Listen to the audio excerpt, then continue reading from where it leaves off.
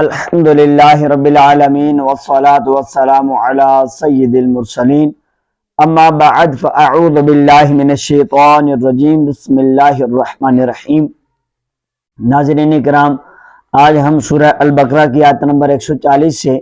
تفسیر قرآن کا سلسلہ شروع کریں گے۔ آج کی تفسیر میں بالخصوص ایک بات کہ سب سے بڑھ کر ظالم کون، اس کے حوالے سے آج بیان ہوگا۔ سورہ البقرہ آیت نمبر 140 سے شروع کرتا ہوں۔ ام تقولون ان ابراہیم و اسماعیل و اسحاق و یعقوب والاسباط كانوا هودا او نصارا قل اانتم اعلم ام اللہ ومن اظلم ممن كتم شہادة عنده من اللہ وما اللہ بغافل عما تعملون۔ اہل کتاب، کیا تم یہ کہتے ہو کہ ابراہیم اور اسماعیل اور اسحاق اور یعقوب اور ان کی اولاد یہودی یا نصرانی تھے؟ تم فرماؤ، کیا تم زیادہ جانتے ہو یا اللہ زیادہ جانتا ہے؟ اور اس سے بڑھ کر ظالم کون، جس کے پاس اللہ کی طرف سے گواہی ہو اور وہ اسے چھپائے اور اللہ تمہارے اعمال سے بے خبر نہیں۔ یہودی کہتے تھے کہ حضرت ابراہیم علیہ السلام یہودی تھے، اور عیسائی کہتے تھے کہ حضرت ابراہیم علیہ السلام عیسائی تھے۔ تو ان کی تردید میں یہ آیت اتری کہ یہودیت و عیسائیت تو ان کے بعد دنیا میں آئیں، وہ کیسے اس دین پر ہوئے؟ ومن اظلم ممن، اور اس سے بڑھ کر ظالم کون؟ اللہ پاک کی گواہی کو چھپانے والا بڑا ظالم ہے، اور یہ یہودیوں کا حال ہے جنہوں نے اللہ پاک کی شہادتیں چھپائیں جو تورات شریف میں مذکور تھیں کہ حضور علیہ السلام اس کے نبی ہیں اور ان کے یہ اوصاف ہیں، اور حضرت ابراہیم علیہ السلام مسلمان ہیں اور دین مقبول اسلام ہے، نہ کہ یہودیت و نصرانیت۔ اب بھی بہت سے لوگ ہیں جو قرآن پڑھتے ہیں لیکن حضور علیہ السلام کی عظمت و شان کی آیتوں کو چھپاتے ہیں اور انہیں عوام کے سامنے بیان نہیں کرتے۔ تلک امت قد خلت لها ما کسبت ولکم ما کسبتم ولا تسألون عما كانوا يعملون۔ وہ ایک امت ہے جو گزر چکی، ان کے اعمال ان کے لیے اور تمہارے اعمال تمہارے لیے، اور تم سے ان کے کاموں کے بارے میں نہیں پوچھا جائے گا۔ اس آیت میں یہودیوں کو ایک بار پھر تنبیہ کی گئی کہ تم اپنے اسلاف کی فضیلت پر بھروسہ نہ کرو، کیونکہ ہر ایک سے اسی کے اعمال کی پوچھ گچھ کی جائے گی۔ اس میں ان مسلمانوں کے لیے بھی نصیحت ہے جو اپنے ماں باپ یا پیر و مرشد وغیرہ کے نیک اعمال پر بھروسہ کر کے خود نیکیوں سے دور اور گناہوں کی طرف مصروف ہو رہے ہیں اور مصروف ہیں کہ بھئی ہمارے پیر صاحب نیک ہیں یا ہمارے والدین نیک ہیں، تو بھئی ہر کسی سے اس کے اپنے اعمال کے بارے میں اس سے پوچھ گچھ کی جائے گی۔ تو اس لیے ہمیں چاہیے کہ ہم بھی اپنی اپنی قبر و آخرت کی تیاری کریں۔ ہاں، ساتھ یہ ہے کہ امر بالمعروف و نہی عن المنکر، کہ نیکی کی دعوت دیتے رہیں اور برائی سے منع کرتے رہیں۔ سَيَقُولُ السُّفَهَاءُ مِنَ النَّاسِ مَا وَلَّاهُمْ عَنْ قِبْلَتِهِمُ الَّتِي كَانُوا عَلَيْهَا قُلْ لِلَّهِ الْمَشْرِقُ وَالْمَغْرِبُ يَهْدِي مَنْ يَشَاءُ إِلَىٰ صِرَاطٍ مُسْتَقِيمٍ۔ اب بے وقوف لوگ کہیں گے، ان مسلمانوں کو ان کے اس قبیلے سے کس نے پھیر دیا جس پر یہ پہلے تھے؟ تم فرما دو، مشرق مغرب سب اللہ ہی کا ہے، وہ جسے چاہتا ہے سیدھے راستے کی طرف ہدایت دیتا ہے۔ اس آیت کے شان نزول کے بارے میں مفسرین کا ایک قول یہ ہے کہ یہ آیت یہودیوں کے بارے میں نازل ہوئی کہ جب بیت المقدس کی جگہ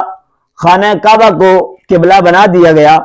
تو اس پر انہوں نے اعتراض کیا کیونکہ یہ تبدیلی انہیں اچھی نہیں لگی تھی۔ دوسرا قول یہ کہ یہ آیت مشرکین مکہ کے بارے میں نازل ہوئی، جب قبلہ تبدیل ہوا تو انہوں نے آپس میں کہا کہ حضور علیہ السلام اپنے دین کے بارے میں تردد کا شکار ہیں اور ابھی تک ان کے دل میں اپنی ولادت گاہ یعنی مکہ مکرمہ کا اشتیاق موجود ہے، لہذا جب انہوں نے تمہارے شر کی طرف توجہ کر لی ہے تو ہو سکتا ہے وہ تمہارے دین کی طرف بھی لوٹ آئیں۔ تیسرا قول یہ ہے کہ یہ آیت منافقوں کے بارے میں نازل ہوئی کیونکہ انہوں نے اسلام کا مذاق اڑاتے ہوئے قبلے کی تبدیلی پر اعتراض کیا تھا۔ چوتھا قول یہ ہے کہ یہ آیت مشرکین، منافقین اور یہودی تینوں کے بارے میں ہو سکتی ہے کیونکہ قبلہ کی تبدیلی پر طعن و تشنیع کرنے میں یہ سارے شریک تھے، یہودی، منافقین اور مشرکین۔ اس آیت مبارکہ میں غیب کی خبر بھی ہے کہ پہلے سے فرما دیا گیا کہ بیوقوف و جاہل لوگ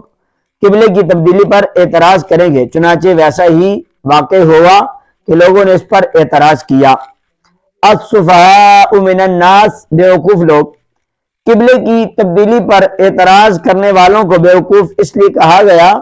کہ وہ ایک واضح بات پر اعتراض کر رہے تھے، کیونکہ سابقہ انبیاء نے نبی آخر الزمان کے خصائص میں آپ کا لقب ذوالقبلتین یعنی دو قبلوں والا ہونا بھی ذکر فرمایا تھا، اور قبلے کی تبدیلی تو اس بات کی دلیل تھی کہ یہ وہی نبی ہیں جن کی پہلے انبیاء کرام خبر دیتے آئے ہیں، تو صداقت کی دلیل کو تسلیم کرنے کی بجائے اسی پر اعتراض کرنا حماقت ہے، اس لیے انہیں بیوقوف کہا گیا۔ جیسے کوئی دھوپ کے روشن ہونے کو سورج کے طلوع ہونے کی دلیل بنانے کی بجائے طلوع نہ ہونے کی دلیل بنائے تو اسے بیوقوف کے سوا اور کیا کہا جائے گا۔ ما ولاہم عن قبلتہم التی کانوا علیہا، ان مسلمانوں کو ان کے اس قبلے سے کس نے پھیر دیا جس پر یہ پہلے تھے۔ قبلہ اس جہت کو کہتے ہیں جس کی طرف انسان منہ کرتا ہے، اور چونکہ مسلمانوں کو خانہ کعبہ کی طرف منہ کر کے نماز ادا کرنے کا حکم دیا گیا، اس لیے خانہ کعبہ مسلمانوں کا قبلہ ہے۔ یاد رہے کہ حضرت آدم علیہ السلام سے لے کر حضرت موسیٰ علیہ السلام تک کعبہ ہی قبلہ رہا، پھر حضرت موسیٰ علیہ السلام سے لے کر حضرت عیسیٰ علیہ السلام تک بیت المقدس قبلہ رہا، اور مسلمان بھی مدینہ منورہ میں آنے کے بعد تقریباً 16-17 ماہ تک بیت المقدس کی طرف منہ کر کے نماز پڑھتے رہے، اور اس کے بعد نماز ظہر کی ادائیگی کے دوران مسجد قبلتین میں قبلے کی تبدیلی کا واقعہ ہوا۔ نیز یہ بھی یاد رکھیں کہ حج ہمیشہ کعبہ ہی کا ہوتا ہے، بیت المقدس کا حج کبھی نہیں ہوا۔ قل للہ المشرق والمغرب، تم فرما دو مشرق و مغرب سب اللہ ہی کا ہے۔ قبلہ پر اعتراض کرنے والے تمام لوگوں کو ایک ہی جواب دیا کہ انہیں کہہ دو مشرق و مغرب سب اللہ کا ہے، اسے اختیار ہے جسے چاہے وہ قبلہ بنائے، کسی کو اعتراض کا کیا حق ہے۔ بندے کا کام فرما برداری کرنا ہے، گویا فرمایا کہ اے حبیب صلی اللہ علیہ وآلہ وسلم آپ فرما دو ہم مشرق و مغرب کے پجاری نہیں کہ سمتوں پر اڑ رہے ہیں، بلکہ ہم تو اپنے رب کی عبادت کرنے والے ہیں، وہ جدھر منہ کرنے کا ہمیں حکم فرمائے ہم ادھر ہی منہ کر کے نماز پڑھتے ہیں اور پڑھتے رہیں گے۔ ناظرین کرام، آج آپ نے سورہ البقرہ کی آیت نمبر 140 سے 142 تک کا ترجمہ تفسیر آپ نے سماعت فرمایا، جس کے اندر آپ نے سنا کہ سب سے بڑھ کر ظالم کون ہے، تو یاد رکھیے گا سب سے بڑا ظالم وہی ہے جو اللہ کی گواہی کو چھپانے والا ہے، وہ سب سے بڑا ظالم ہے۔ اور ہم نے آگے سنا کہ مشرکین نے، منافقین نے اور باقی جو یہودی تھے انہوں نے اعتراض کیا کہ تم قبلہ کیوں چینج کر رہے ہو، تم اپنے یعنی کہ جو جائے پیدائش ہے مکہ مکرمہ کہ حضور اس کی طرف رخ کر رہے ہیں، ایسے طعن و تشنیع کی، دین اسلام پر انگلی اٹھائی، تو اللہ کریم نے قرآن مجید کی آیت میں ان کا رد فرمایا کہ اے محبوب آپ ان سے کہہ دیں کہ مشرق و مغرب سب اللہ کا ہے،